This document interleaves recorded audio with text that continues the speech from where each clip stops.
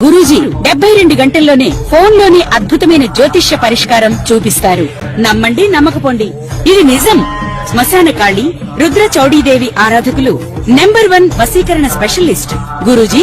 మనిషి పుట్టుక నుండి చనిపోయే వరకు వచ్చే అన్ని క్లిష్టమైన సమస్యలకు పరిష్కారం ఇక్కడ లభిస్తుంది. విద్య, ఉద్యోగం, వ్యవహారం, స్త్రీ ప్రేమ, పెళ్లి, సంతానం, స్త్రీ పురుష వశీకరణం, భూవశం, భార్యాభర్తల కలహాలు, కోర్టు సమస్యలు, విడాకుల సమస్యలు, చేతబడి, అప్పుల బాధ, ఇంకా మీకు ఎలాంటి సమస్యలు ఉన్నా 72 గంటల్లోనే.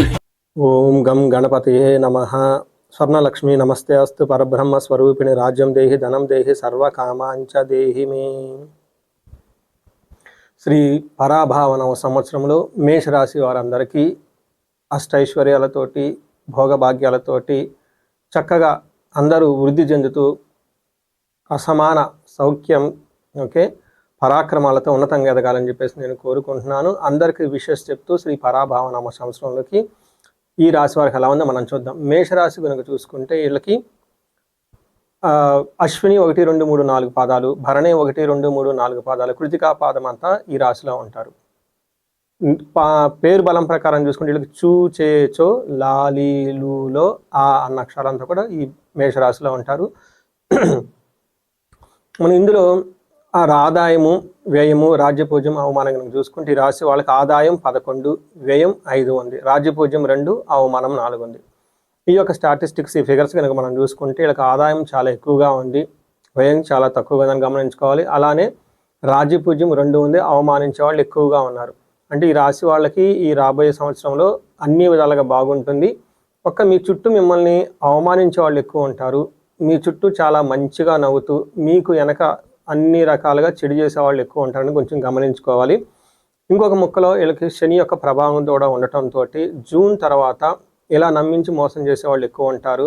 తొందరపడేసి ఎవరికైనా సరే ఇన్వెస్ట్మెంట్లు చేయటం, ఓవరాల్గా మాట కమిట్మెంట్ ఇవ్వటం లాంటివి చేయకుండా కొంచెం జాగ్రత్తగా ఉండాలి. ఈ సంవత్సరం మీరు చూసుకుంటే సూర్యుడు అంతా, మీ శని అంతా మీకు మీనరాశిలో ఉండి 12వ స్థానంలో ఉన్నారు.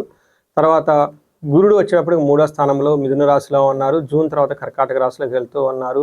తర్వాత రాహు వచ్చేటప్పటికి కుంభరాశిలో, కేతు వచ్చేటప్పటికి సింహరాశిలో ఉన్నారు. ఈ యొక్క గ్రహాలంతా మనకి 9వ నెల వరకు, అంటే ఆల్మోస్ట్ మనకి నవంబర్ నెల వరకు కూడాను 11వ నెల వరకు, నవంబర్ ఎండ్ వరకు కూడా ఉండే అవకాశం ఎక్కువగా ఉంటుంది ఇదే ప్రదేశంలో. సో జనవరి 23 వరకు ఆల్మోస్ట్ రాహుకేతువులు అక్కడే ఉంటారు.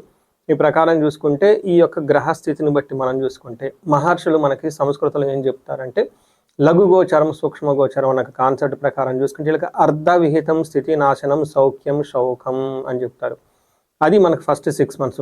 అయితే 6 months తర్వాత ఎప్పుడైతే గురువు మారుతూ ఉంటారో జూలై, జూన్ మంత్లో వీళ్ళకి అర్ధవిహితం, బంధు క్లేశం, సౌఖ్యం, శోకం అని చెప్తారు. అంటే వీటి ప్రకారం ఏంటంటే వచ్చే ధనం, మీకు ధనం విషయంలో ఎక్కువగా చాలా చాలా కేర్ఫుల్గా ఉండాలి. మీకు ఆదాయం వస్తుంది, కానీ వచ్చిన డబ్బుని మీరు రాంగ్ డెసిషన్ తీసుకొని ఎక్కువగా కోల్పోయే అవకాశం ఎక్కువగా ఉంది. కాబట్టి కొత్తగా వచ్చిన వాళ్ళని నమ్మటం, కొత్తగా బిజినెస్లు చేయటం, ఉన్న జాబ్ని చేస్తూ ఆ జాబ్ను వదిలేసి మరలా ఏదైనా దానికి ఆల్టర్నేటివ్గా జాబ్ చేసుకోవటం, ఇలాంటి ఎక్స్పెరిమెంట్లు చేసే టైం కదని గమనించుకోవాలి.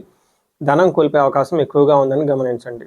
తర్వాత మనకి ఏమవుతుంది ఏంటి అని ఇంకా డీటెయిల్స్గా మనం చూసుకుంటే శనికి వీళ్ళకి 12వ స్థానంలో ఉన్నారు. శనికి వీళ్ళకి ఈ రాశి వాళ్ళకి 12వ స్థానంలో ఉంటే ఇది ఏలినాటి శని యొక్క ప్రభావం ఉందని చెప్తారు.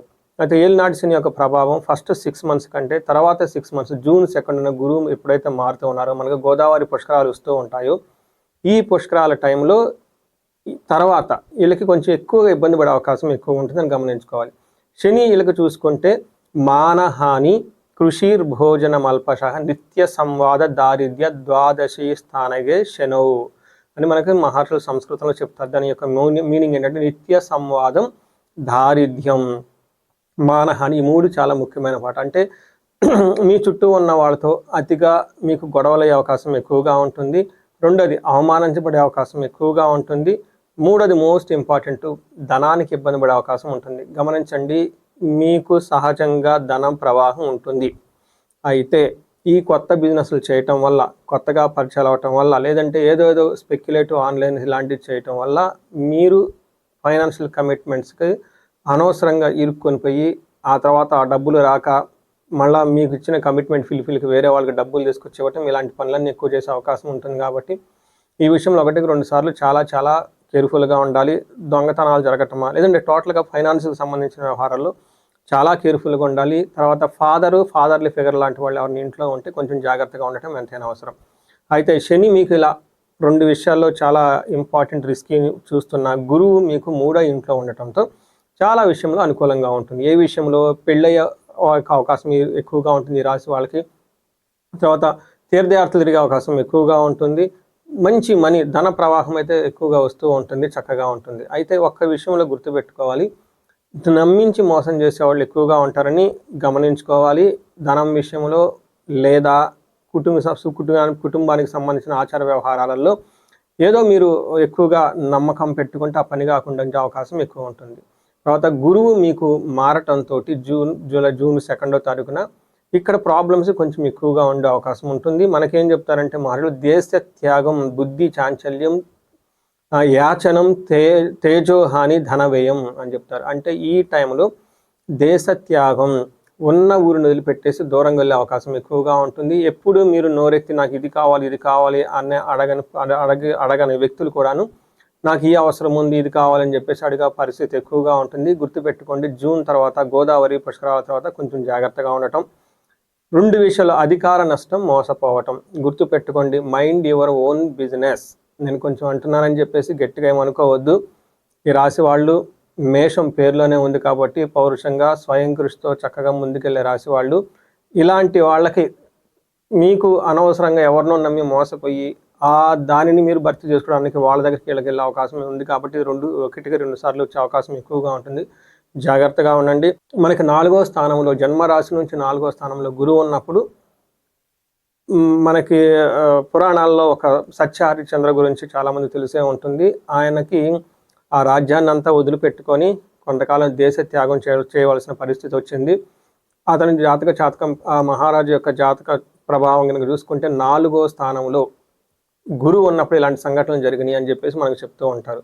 అంతేకాకుండా ధర్మరాజు కూడాను ఈ గురువు 4వ స్థానంలో ఉన్నప్పుడు జోదం ఆడి వేరే వాళ్ళ చేత మోసం పడేసి చేయడం జరిగింది. అటు పక్కన మీరు సత్య హరిశ్చంద్రుని చూసుకుని, ఇటు మనకి ధర్మరాజుని చూసుకున్నా కానీ వాళ్ళు ఎంతో నీతి గల వాళ్ళు, చక్కగా ఉండేవాళ్ళు. అయితే ఎవరో పందెం వేసుకొని ఏదేదో ఇలా చేయాలని, మిమ్మల్ని టెస్ట్ చేయాలని చెప్పేసి వచ్చేసి వాళ్ళు ఇబ్బంది పెడుతున్నారు. స్వతహాగా వాళ్ళ దగ్గర ఇబ్బందులు చేసేవాళ్ళు కాదు, మంచివాళ్ళు, అమాయకులు. వాళ్ళ పని వాళ్ళు చక్కగా చేసుకుంటూ అందరినీ రక్షించుకున్న ఒక గొప్ప పొజిషన్లో ఉన్నవారు.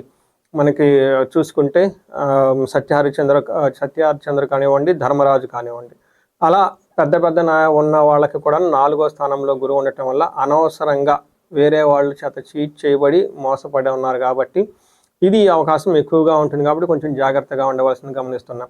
నెక్స్ట్ రాహు, అగైన్ వీళ్ళకి 11వ స్థానంలో ఉన్నారు. 11వ స్థానంలో రాహు ఉండటం వల్ల చాలా చక్కగా కలిసి వస్తుంది మీకు.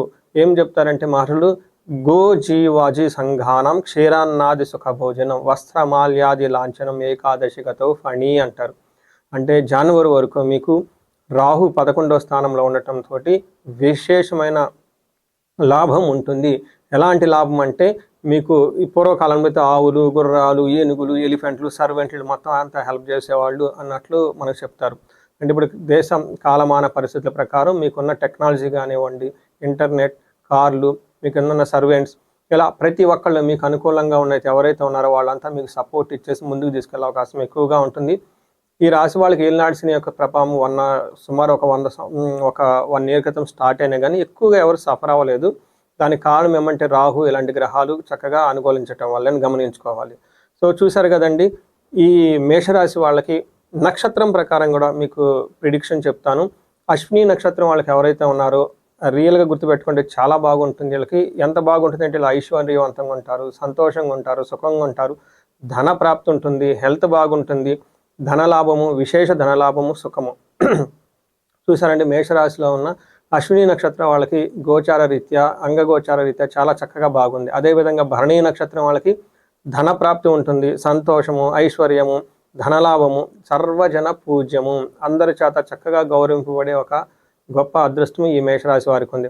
అలానే కృతికా నక్షత్రం వాళ్ళకి చూసుకుంటే సంపదలు వస్తుంది, ఐశ్వర్యము, సంతోషము, ధన ప్రాప్తి, సర్వజన పూజ్యం, అందరి నుంచి చక్కగా ఒక రెస్పెక్ట్ గౌరవం పొందే ఒక మంచి పొజిషన్లో మీరు ఉంటారు.